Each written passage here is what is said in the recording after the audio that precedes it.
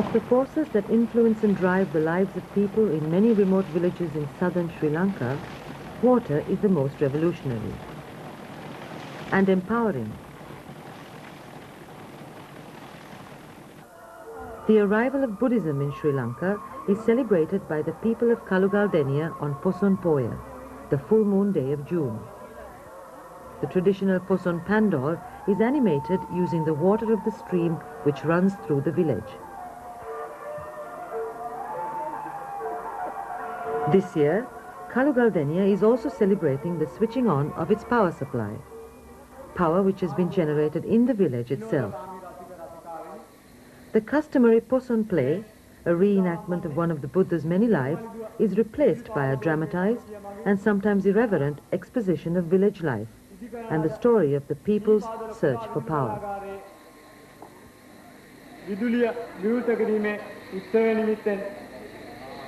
පවත්වන ලද නාට්‍ය සම්දර්ශන වේදිකාගත කිරීමට මම මෙම නාට්‍ය ලිව්වේ ගමේ හැදිච්ච වැඩිච්ච අයෙක් හැටියට අපේ ගමේ. This is a story about real-life experiences. It is not being told to hurt the feelings or smear the character of any particular person, but if it does make someone unhappy, I would like to say, I'm sorry. මෙම නාට්‍යයෙන් යම් කිසි කෙනෙකුගේ හිතකට රිදීමක් සැලීමක් ඇති වුණා නම් ඒ ගැන මට සමා වෙන්න කියලා මා මේ අවස්ථාවේ ඒ සෑම දෙනෙකුම ඉල්ලා සිටිනවා. අද මේ ගුරුවරු හොරු වෙලා තියෙනවා. මොකද මේ පුජ්‍යලික පන්ති කියලා හැමදෙස්සෙම පුජ්‍යලික පන්තියේ ළමයට ටියුෂන් දෙනවා පාසලේදී නැහැ. අවසර ස්වාමීන් වහන්සේ.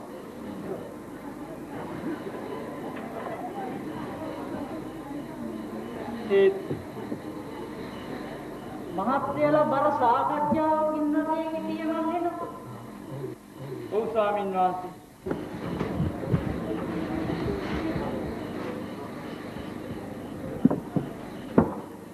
අම්මේ Kalugaldenia is a village which does not belong to the villagers. Most of its land, cultivated with rubber, paddy and tea, belongs to two landowners, and most of the villagers work in these plantations. Only 20% of the land is owned by them.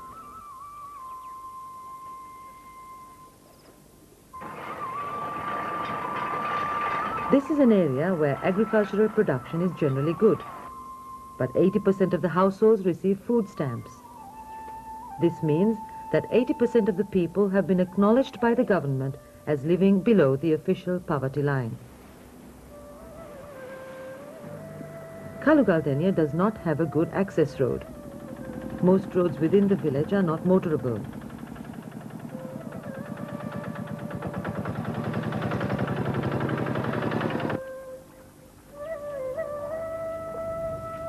The village does not have a power connection from the national grid. But water is a resource which is available in abundance through most of the year. And many people have recognized it as a potential source of power.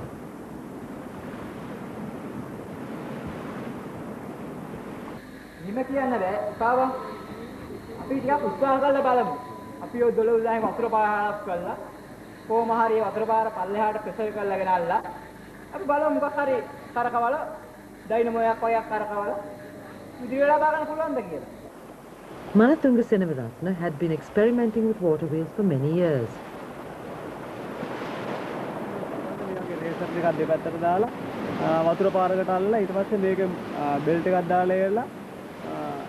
I held this wheel to the water flow and used a belt to spin the halo of the Buddha on a pandor. The figures on the display were also mechanically activated by the wheel. I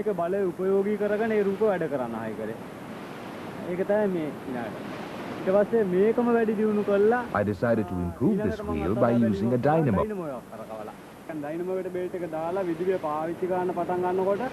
Still, I could see that it wasn't turning fast enough.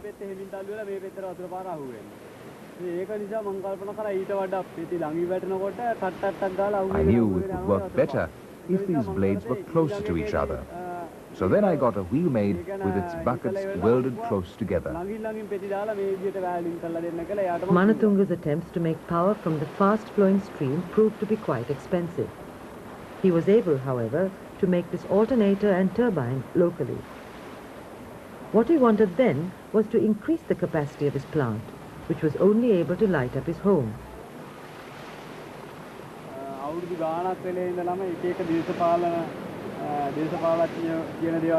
For many years, we were fooled by the promises made by various politicians. We believed in our dreams. We even changed political allegiance. We thought this might help solve the problems we had. But we were always ignored when the elections were over.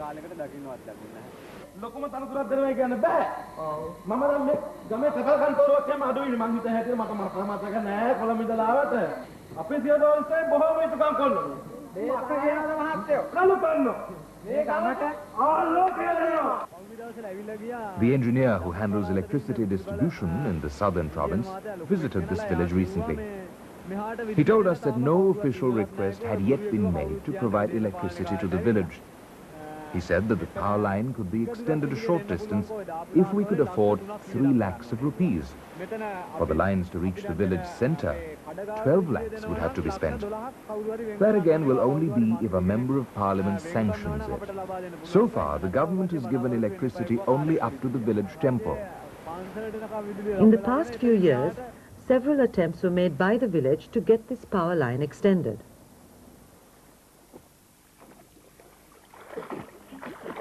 Meanwhile, in Kohugoda, a neighboring village which can only be reached by foot, 2 brothers have also been experimenting with generating power from water.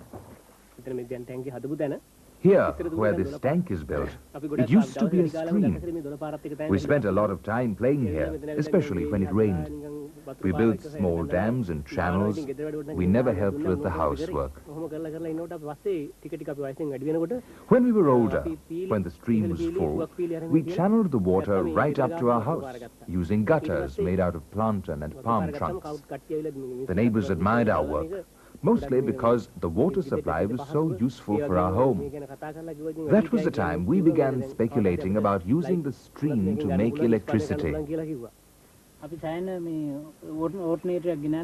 First, we bought an alternator and tried to see how best we could use it. They used these bicycle wheels and fixed these cups on it and tried to turn the wheel with water from a hose. But the cups flew in all directions when the water hit them. It didn't work at all. Later, we used a heavier wheel, which would be more forceful. We managed to light a bulb with DC electricity, but we were not satisfied with the alternator. We could have a light, watch television, but not much more than that. We really wanted to get AC electricity. We wasted a lot of time and energy. I mean, for example, we didn't know how to make a dynamo. We got one made by someone who did a bad job of it. We paid him 2,000 rupees, but couldn't use it at all. The large-scale electrification programs, introduced since 1977, increased the electricity-using population from 9% to nearly 30% in 1992. The larger proportion of electricity consumers, however, continues to be from the urban areas. One might do a very interesting exercise to see how the power grids spreads in villages, and maybe one can map the power structures, because it's a very common knowledge to any villager how roads end with the near the house of the MP or the MP's supporter. Similar things happen to things like electricity. Now, this happens when a source of energy like electricity, not only case of electricity, even other things, is totally a state monopoly, both in the introduction of technology or source of energy, as well as at the level of when you look at distribution of technology, distribution of energy. You cannot look at it purely as a technical issue. At the level of introduction of technology, social, economic, political factors begin to play a role. Now, for example, decision to have a technology controlled by the states implies certain political structures, economic structures, institutional structures, which is controlled centrally. If you decide to have alternative energy sources, it implies different kinds of control, different kinds of a system, and different distributional network. That means even at the distributional level, you can't look at purely through technical terms. Actually, energies get distributed through social structures.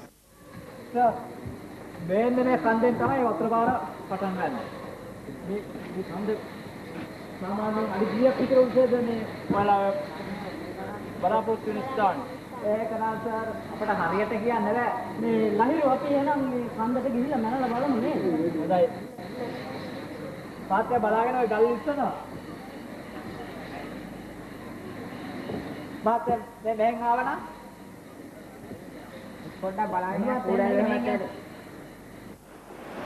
This is the reservoir Manatunga built for his power plant. Instead of this, the project decided to build a weir in the river at a point higher up on the hills to increase the amount of power generated. Surveys showed that the hydropower potential in the neighborhood was 30 times greater than the power generated by Manatunga's existing plant. A small powerhouse was built to accommodate the 3-kilowatt power plant. A technical advisory committee, including both technical experts and social scientists, helped set up the project. The committee included people from both the government and the private sector, universities and NGOs. The maintenance of the power installation is considered an important part of the project. Several people, including electricians and mechanics, were trained in simple operations and maintenance methods. Discussions were also held on the safety aspects of micro-hydro power generation. There have been many people who have tried to generate micro-hydro power in the area with varying degrees of success. Micro-hydro is a renewable source of energy. It does not disrupt the environment like massive hydro projects which demand the construction of large reservoirs. Most small units do not need reservoirs at all. Small diversion canals are used instead. The water propels a turbine and is channeled back to the river or stream. These micro-hydropower units were all designed and made locally. They were, however, only meant to provide electricity to individual homes.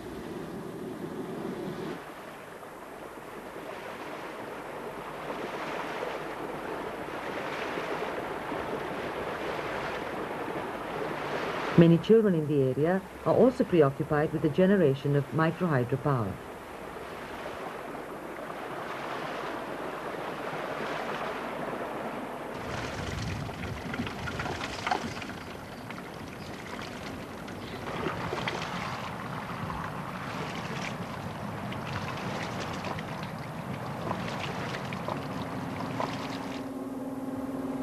The powerhouse in Kohogoda produces 750 watts of electricity. This was set up to provide battery charging services to the neighborhood. Previously, people had to travel 4 kilometers by bicycle or on foot to reach the nearest battery charging point.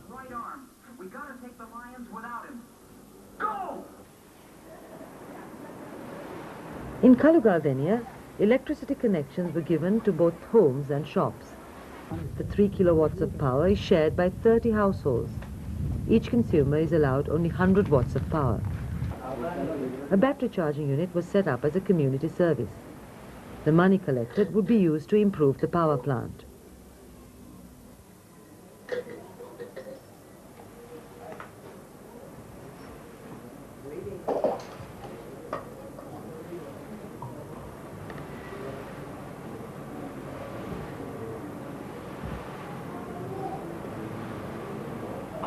The Electricity Consumer Society was formed and a tariff structure drawn up.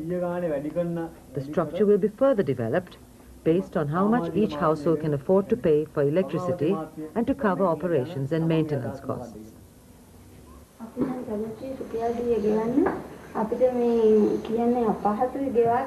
One of the limitations of the project is that the plant does not have the capacity to provide electricity to all the people in the village. To make micro-hydropower affordable, people need to have access to credit and subsidies initially. But credit sources are limited because of the long-term financial return on the investment. අපේ බලාගාරයට ජලය සපයන ජල මාර්ගයේ හිරවීමක් නිසා එම විදුලි අඩුවක් අපටත් ඒක හැංගී ගියා. මොකද අපි මේ සියල්ලක්ම අත් කර දැනටම මෙහෙම හිරවීමක් දැනගන්නේ නැහැ. For the people who were fortunate enough to receive a connection, the power supply appears to have made a considerable difference.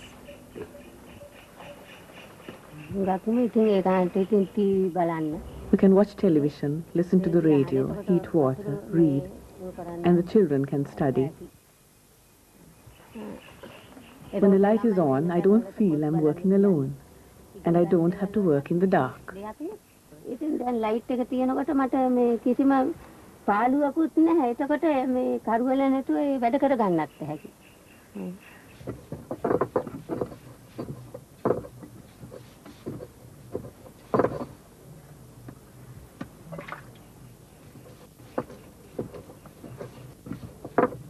But there are people who still use kerosene lamps which are known to be unsafe for lighting. Even houses located quite close to the powerhouse. I have to finish work by 6:30 in the evening.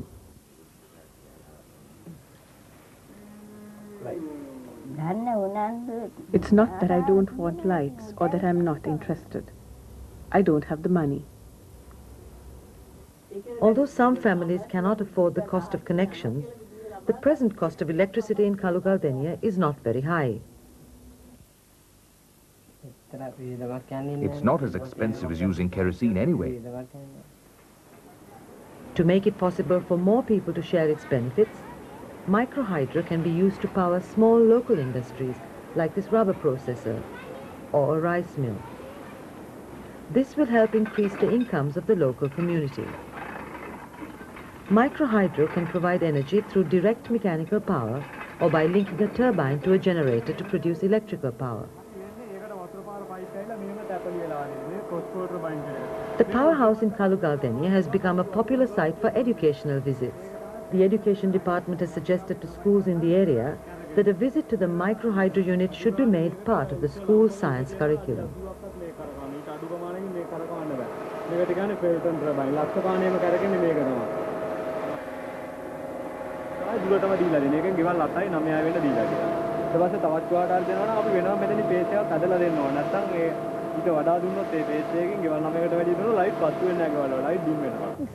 What happens when there's a party? What do you do then? This is an important decision our society took. We realized a house cannot have a celebration with just a few tube lights. So what we do is this. The rest of the members, 29 of them, share the electricity with that house. We had a funeral recently, and some people even removed bulbs from their homes and fixed them in the funeral home.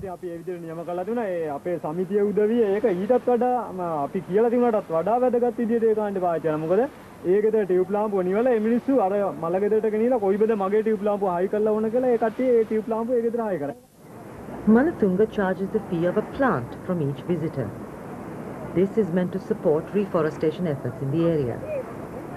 People are also growing trees in the catchment area to reduce erosion and siltage, and illicit timber felling is now under control.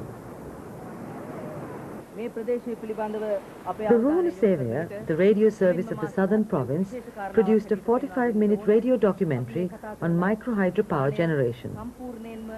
The program was based on questions asked by school children in the district and was recorded in Kalugaldenia. Dynamo එක ආයි කරපු ඉස්සෙල්ලා රෝද කරකැව වෙනවා සාමාන්‍ය උඩකින් වතුර පාර වට්ටන බරට. නමුත් ඒවා අත්දැකීම් තුලින් මට දැනුණා ඒක එච්චරම නියම ශක්තිය ලබා ගන්න බැරි දෙයක් කෙනෙක්. ඊට පස්සේ තමයි මම බන්ට් එකක් බැඳලා ඒකෙන් වතුර පාර අරගෙන කුඩා කරලා කන්දක් පහලට ගෙනලා කුඩා කරලා. As a result of this program, Manatunga received over 100 inquiries from people from all parts of the country.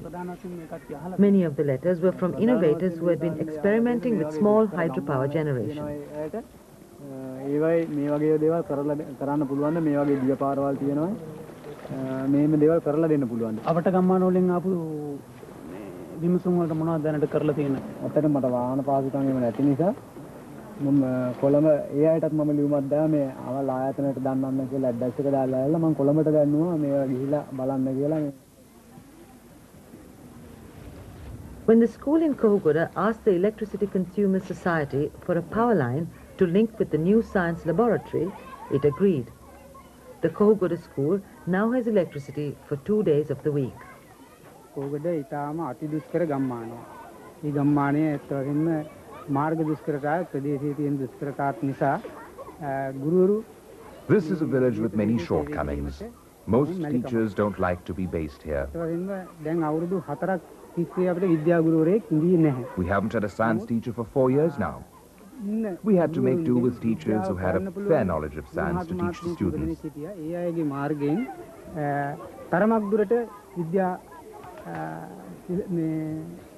ඉගෙනීමේ කටයුතු කරගෙන ගියා.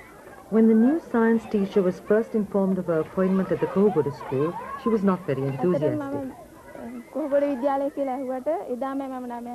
It was the first time I had heard of this school, and I had no idea what this village was like. But when I came, I was very glad. When the children heard I was a science teacher, they showed me how pleased they were. Now I think I would like to stay here for some time.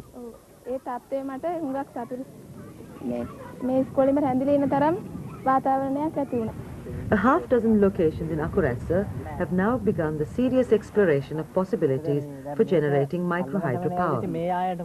This is facilitated by members of the Technical Advisory Committee.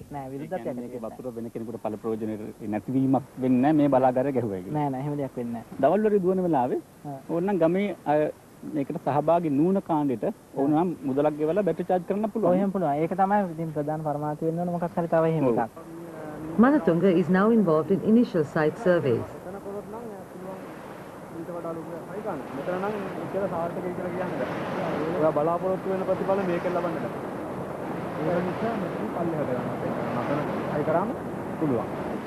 The Ceylon Electricity Board has recently announced that it would encourage the development of mini and micro hydropower generation. But existing policies, standards and methods do not encourage the development of a useful strategy for the wider use of microhydro in the country. Regulations governing power transmission, wiring and the harnessing of water should be reviewed and appropriate standards implemented. The government could also review import subsidies to encourage local manufacture. Local expertise on the design and manufacture of microhydro equipment is now being developed. This will make it possible for people to be less dependent on imported machinery. It will also increase the earning capacities of local manufacturers.